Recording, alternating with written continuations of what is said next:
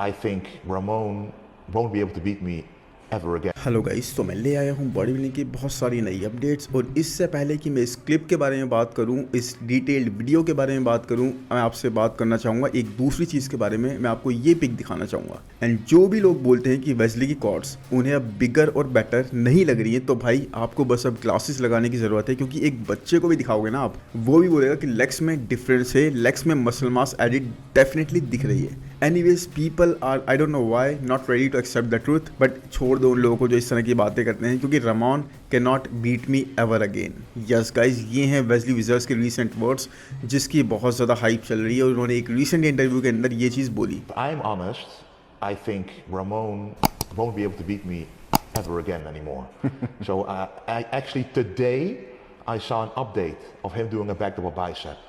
I'm seeing that footage and I'm like, if this is Ramon right now, I for sure will beat him. And यहाँ पर काफ़ी confident sound करे Wesley विजर्स, मतलब किसी arrogance के साथ या ईगो के साथ ये चीज़ नहीं बोली गई। साथ में वेस्ली ने अपनी बात को गाइस एक्सप्लेन करने की भी ज़रूरत समझी और एक्सप्लेन करा कि रमॉन की अभी की अपडेट देखो तो कुछ लोग बोल रहे थे कि Wesley has a crazier back, but कुछ लोगों का कहना था कि रमॉन और सीबम ही होंगे फाइनल 2 में, क्योंकि रमॉन इतने ज़्यादा इंप्रूव हुए हैं। एंड उसके बाद वेस्ली विजर्स ने बोला कि जब मैंने रमॉन डिनो की बैक अपडेट देखी, and I was like, if this is Ramon right now I surely will beat him. Yes guys, Arnold से पहले वेस्ली ने सोचा था कि वो एक अलग टाइप के लुक को, यानी जजेस एक स्पेसिफिक लुक को चेस कर रहे हैं, बट देन आर्नोल्ड आया एंड दे चोज मी, उन्होंने मुझे चूज करा। एंड इस चीज़ ने मुझे काफ़ी ज़्यादा कॉन्फिडेंस दिया है। And with the improvements I have made, the details I am bringing, Ramon can not beat me ever again, कभी दोबारा मुझे बीट नहीं कर पाएंगे।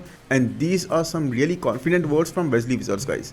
एंड ये इस शो की हाइप को गाइस बहुत ज़्यादा और इंक्रीज कर देता है और डिवीजन को और ज़्यादा इंटरेस्टिंग बना देता है। क्योंकि देखो, अगर आप अपने आप में खुद बिलीव नहीं करोगे तो आप आधी बैटल तो ऑलरेडी लूज कर चुके हो। और यहाँ पर ये कोई ईगोइस्टिक या फिर एरोगेंट साउंड नहीं करे, ये बहुत ज़्यादा कॉन्फिडेंट साउंड करे। And the best part is, अपनी चीज़ों को, अपनी बातों को, अपने थॉट्स को ये बहुत ही क्लियरली एक्सप्रेस कर रहे हैं।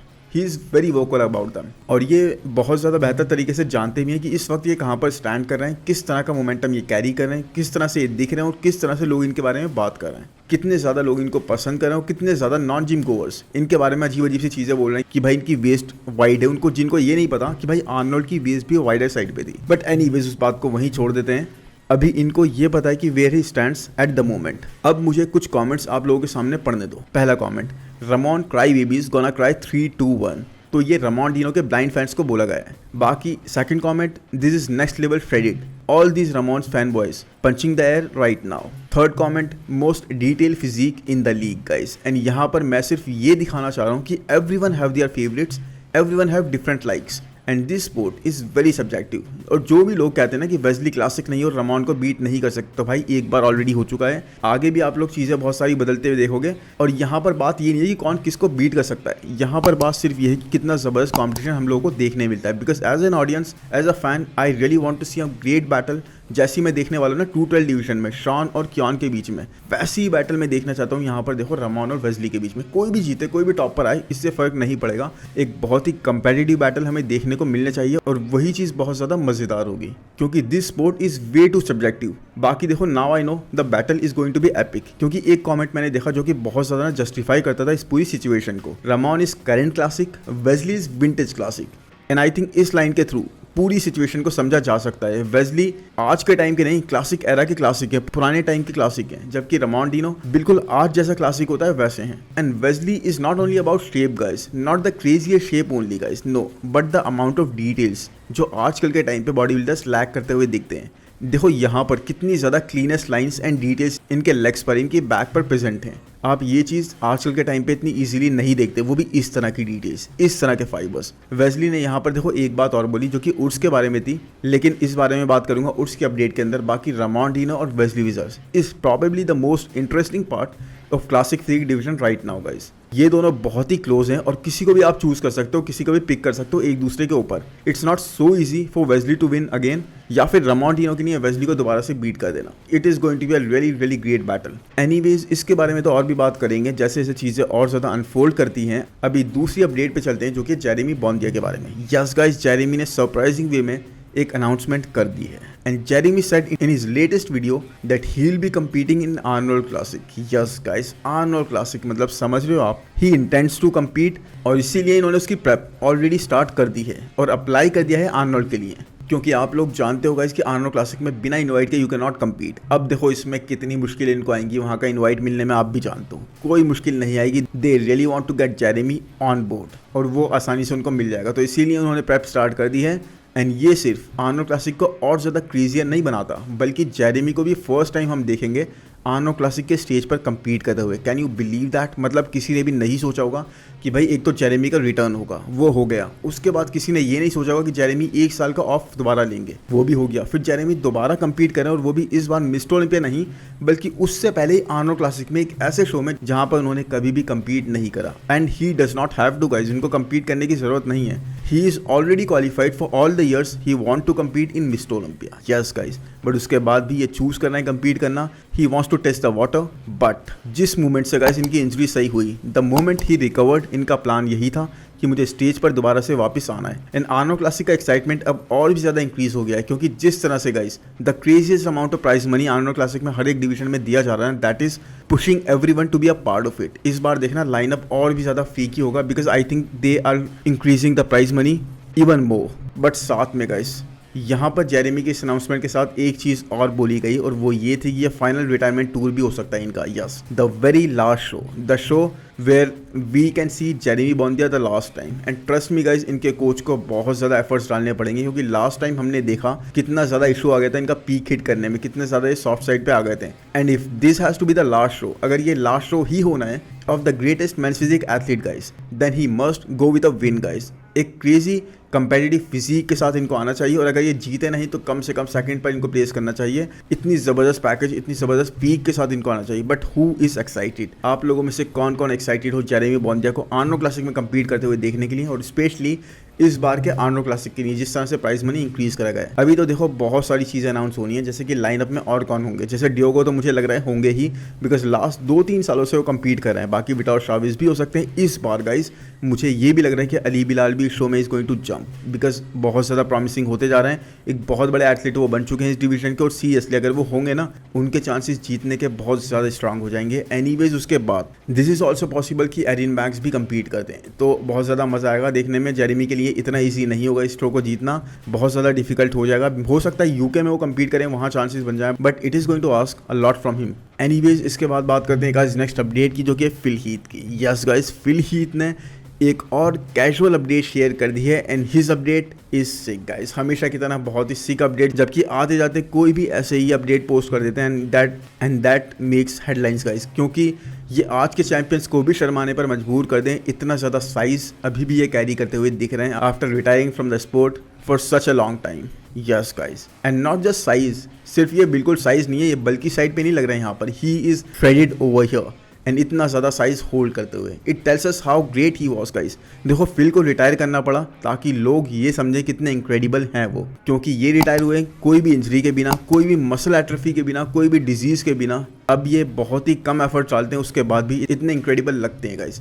कोई भी मसल एट्रोफी का सामना इनको नहीं करना पड़ा। रिसेंटली अपनी एक वीडियो में इन्होंने मेंशन भी करा था कि ये 2 से 3 दिन ट्रेन करते हैं, वो भी इतना ज़्यादा सीरियस वे में अब ट्रेन नहीं करते। लेकिन देखो फिजिक देखकर एक चीज़ तो पता लगती है, he is not totally off gear. Yes guys, I mean सिर्फ टीआरटी पर तो ये नहीं है, क्योंकि इतना ज़्यादा साइज मेंटेन करना, वो भी सिर्फ टीआरटी पर, is not something which is possible. So I believe ये अदर सब्सटेंसेज भी अभी यूज़ कर रहे हैं, but still in a very healthy manner and looking really really good guys, like nothing cot him up.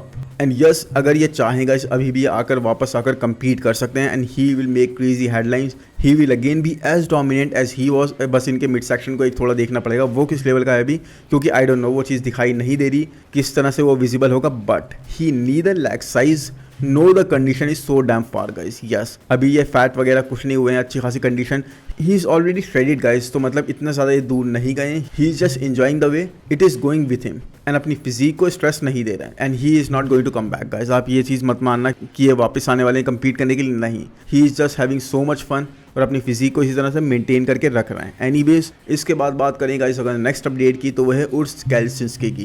And the biggest question on everyone's mind right now is how is Urs Kalecinski looking guys. कितने ज़्यादा वो बिगर हो गए हैं, कितने ज़्यादा वो denser हो गए हैं, किस तरह से दिख रहे हैं, किस तरह से उनके आर्म्स इंप्रूव हुए हैं, किस तरह से उनकी बैक इंप्रूव हुई है, क्योंकि कोई भी नहीं जानता, no one has any idea. उनकी कोई भी फुटेज तक लीक नहीं हो रही है कि भाई पता लगे कि फिजिक कैसी लग रही है। वो हमेशा टी शर्ट में पूरे बिल्कुल ओवरसाइज टी पहन के ट्रेन करते हैं तो फिजिक का थोड़ा सा भी आइडिया नहीं हो पा रहा। आई गेस हमें वेट करना पड़ेगा कुछ और दिन to see how Urs is actually appearing, क्योंकि 6-7 दिन बाद तो हमें एक्चुअली में पता लग ही जाएगा ऑन स्टेज, वहाँ पर तो हमें इनकी फिजिक दिखी जाएगी। We will have all the answers, but he is doing it all in his power to bring his very best guys. Also Wesley ने इनके बारे में जो बात करी, अगर मैं आपको अब बताऊं, उन्होंने ये बोला कि Urs Kalecinski can be more dangerous और a bigger threat than Ramon Dino. Yes guys, उन्होंने उर्स को रामोन डीनो से बड़ी थ्रेट बताया। क्यों? क्योंकि एक सरप्राइज फैक्टर के लिए, एक सरप्राइज एलिमेंट के लिए। क्योंकि देखो आर्नो क्लासिक ओहायो में उन्होंने बताया कि उर्स आए थे बहुत ज़्यादा ऑफ, देन यूके में एक्सेप्शनल लेवल पर ऑन आ गए थे। पता नहीं किस तरीके से इतनी जल्दी 2 वीक के अंदर उन्होंने इतने ज़्यादा चेंजेस कर दिए थे।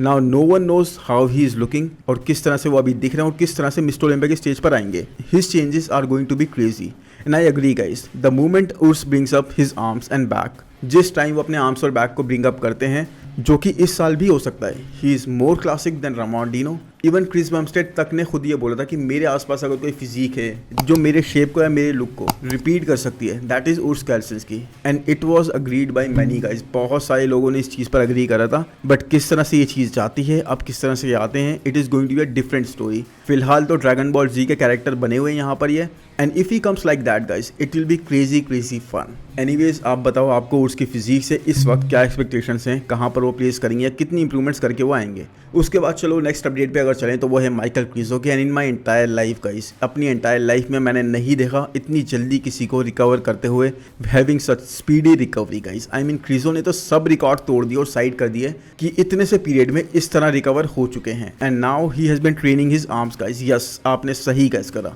Like crazy. आई मीन पहले की तरह आर्म्स ट्रेन कर रहे हैं जैसे पहले करते थे। That is how much this guy is obsessed with arms. I mean कितनी ज़्यादा अपने आर्म्स को ये बिगर करना चाहते हैं भाई, मतलब इतना ऑलरेडी बिगर हैं, क्रेजी क्रेजी बिगर, उसके बाद भी और भी आर्न दे। एंड हियर वी थॉट, हमने सोचा था कि क्रीजो अपने फोकस करेंगे एब्डोमिनल एरिया पर, अपनी बैक पर, अपने दूसरे एस्पेक्ट पर जहां पर रिक्वायरमेंट है, बट नहीं, ये तो अपनी स्ट्रेंथ पर ही और ज़्यादा वर्क कर रहे हैं। He is back in the gym training arms over again. I don't no इनकी मोटिवेशन क्या है, but this recovery guys is the fast I have ever seen. मतलब ऐसा लग रहा है कि उन्होंने एग्जाम्पल सेट कर दिया हर किसी एथलीट के लिए कि भाई रिकवर आप इस स्पीड से भी कर सकते हो। Like after a surgery in a month and a half guys, 1.5 महीने के अंदर he is fully back. And अभी नहीं, ट्रेन तो आई बिलीव ही स्टार्टेड 15-20 दिन पहले ही इन्होंने स्टार्ट कर दिया ट्रेन करना अपने आर्म्स को। तो आप समझो कितनी स्पीडी रिकवरी थी। इट्स जस्ट क्रेजी तरीके से इस तरह ट्रेन नहीं कर रहे थे जिस तरह से आप ट्रेन करते हुए दिखा दे रहे हैं, केबल कर्ल्स करते हुए। एनीवेज, देखते हैं क्रीजो किस तरह से रिटर्न करते हैं। मुझे लगता तो है आर्नो क्लासिक में हमें कम्पीट करते हुए दिखेंगे क्रीजो, बिकॉज हमने सुना भी था इस बारे में। और अगर चले इसके बाद नेक्स्ट अपडेट पर, तो वो है माइकल डबूल की। एंड माइकल डबूल के करंट कोच अहमद अशकर, उन्होंने अभी एक 10 days out physique update share करी है माइकल डबूल की।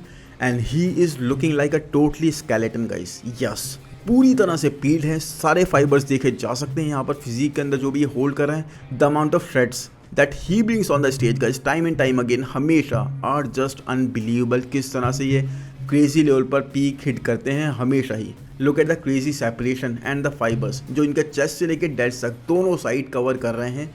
It is unreal guys. अभी भी 7 दिन बाकी हैं and he is crazy depleted, crazy flat and crazy peeled. It is just unfortunate कि इनका शेप इतना ज़्यादा क्लासिक नहीं है जितना दूसरे टॉप गाइस का है गाइस, नहीं तो he'd be totally undeniable. Structure से, शेप से थोड़ी सी मात खा जाते हैं, but even then guys, even then जिस लेवल पर ये आते हैं ना पील्ड, तो कोई भी थोड़ी सी भी इनको जगह देता है वही काफ़ी होती है इनके लिए ऊपर खिसकने के लिए। और यही चीज़ हम इस बार भी होते हुए देख सकते हैं। बट यस, टॉप 6 का पार्ट बनते हुए माइकल डबूल को इस बार इस लाइनअप पर विद न्यू क्लासिक एथलीट्स मैं नहीं देख पा रहा। एनीवेज, अब चले नेक्स्ट अपडेट पे गाइस, तो वो है रीगन ग्राइम्स की। एंड रीगन ग्राइम्स ने एक और बहुत ही मैसिव अपडेट पोस्ट कर दिया हमारे सामने। And I really didn't know कि ऑफ सीजन में भी गैप्स होते हैं, क्योंकि अपनी लेटेस्ट अपडेट के अंदर कैप्शन में ये बोलते हुए दिख रहे हैं कि ये इनके एक और ऑफ सीज़न फेज़ का स्टार्टिंग पॉइंट है। यानी एक ऑफ सीज़न लिया, उसके बाद थोड़ा सा गैप लिया, अब दोबारा से एक और ऑफ सीज़न स्टार्ट करने वाले हैं, जिसके बाद 2025 के शो के लिए प्रेप करते हुए दिखाई देंगे। और करेंटली इनका वेट है guys 296 pounds. And honestly guys, last of season में ही वेंट टू 304 पाउंड्स। उसके बाद भी जब इन्होंने प्रेप स्टार्ट करी थी, he lost a lot of that. And इतना ज़्यादा साइज होल्ड करते हुए हमें स्टेज पर नहीं दिखाई दिए। And again guys, same thing 296 pounds. मतलब मुझे ऐसा लग रहा है कि 3-4 वीक्स पहले जब ये अपडेट शेयर कर रहे थे ऑफ सीजन के अंदर ही, तब इन्होंने 300 पाउंड्स के ऊपर अपने आप को बताया था। बट आई डोंट नो किस तरीके से अभी इनका वेट 296 पाउंड्स ही है, considering he is tall and बहुत ही अच्छा फ्रेम है जो फिल कर सकते हैं ये। इट्स लाइक एक और ऑफ सीजन एंड क्या आई थिंक मैक्सिमम ये 310 312 पाउंड तक चले जाएंगे, राइट। फिर उसके बाद prep and again guys won't be holding as much size. लोग इनका मजाक उड़ा रहे हैं कि जब वो फर्स्ट ईयर यूनिवर्सिटी के अंदर थे तब रीगन ने अपना बल्क स्टार्ट करा था, उसके बाद उन्होंने पूरा ग्रेजुएशन कर दिया, कंट्री से मूव कर गया, उसके बाद सीनियर भी बन गया, उसके बाद भी रीगन ग्राइम्स अभी भी ऑफ सीजन ले रहे हैं, उतने ही वेट पर हैं। क्योंकि डेफिनेटली गाइस लास्ट ईयर भी हमने देखा था रीगन ग्राइम्स 304 305 पाउंड्स के ऑलरेडी हो गए थे और उसके बाद इस बार फिर से ऑफ सीजन लिया और वेट उससे भी कम दिख रहा है इनका। मतलब आई डोंट नो, प्रेप के दौरान ये बहुत ज्यादा लूज कर देते हैं, इनको ये चीज पता है उसके बाद भी। मतलब इस ऑफ सीजन का बेनिफिट क्या है जब आप एक्चुअली खुद को इतना ज्यादा पुश नहीं कर सकते, 330 340 पाउंड तक नहीं पहुंच सकते, एक साल का गैप लिया था एंड उसके बाद आपने इंप्रूवमेंट्स करी थी, yes definitely they were there और इसीलिए आप टॉप 10 क्रैक कर पाए। But one of the weakest lineup that was guys, बहुत ज्यादा वीकेस्ट लाइनअप जहां पर बहुत ज्यादा एथलीट्स कंपीट नहीं कर रहे थे। So unless he goes to at least 330 pounds 340 pounds, मुझे लगता है वो क्रेजी फुलनेस जो इनके फ्रेम पर रिक्वायर्ड है, जो इनको एक एक्स फैक्टर दे सकती है, वो चीज़ ये कैरी नहीं कर रहे होंगे और ये इतने ज़्यादा कंपेटिटिव नहीं हो पाएंगे। तो अगर टॉप 10 इनको दोबारा क्रैक करना है गाइस तो यही एक तरीका, अपने फ्रेम को क्रेजी लेवल पर फिल आउट करें, 330 340 पाउंड्स मिनिमम कम से कम ट्राई करें, उसके बाद प्रेप स्टार्ट करें, फिर 305 पाउंड्स के आसपास अगर ये स्टेज पर होंगे that is going to look good on him, otherwise it will not work on him. Anyways I really hope guys ये वीडियो आपको पसंद आया होगा, पसंद आया है तो प्लीज़ लाइक कर दो यार, चैनल को सब्सक्राइब कर दो, कमेंट सेक्शन में ज़रूर बताना भाई कि अपडेट्स आपको कैसे लगी और किसकी अपडेट्स आप मुझे कवर करते हुए देखना चाहते हो। बाकी मिलते हैं नेक्स्ट वीडियो में, थैंक यू, बाय बाय।